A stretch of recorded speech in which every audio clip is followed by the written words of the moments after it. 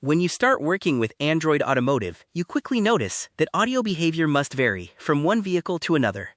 The core car audio service code remains standard, but hardware capabilities differ.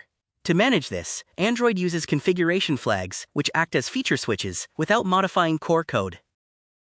When you inspect the system, most automotive audio flags are defined inside the car service configuration files. These flags are commonly located in the config.xml resource. Before Android 13, engineers relied on product overlays, but this approach is no longer recommended.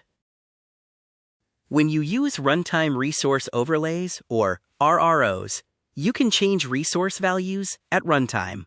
This means you do not need to rebuild the entire operating system. RROs allow manufacturers to fine-tune audio behavior across multiple car models using the same software base.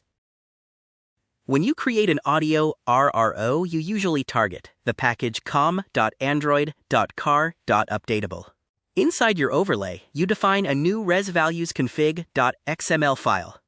In this file, you override specific flags by setting new Boolean values, such as enabling routing features. Some flags live in the car service, while others exist inside the Android framework.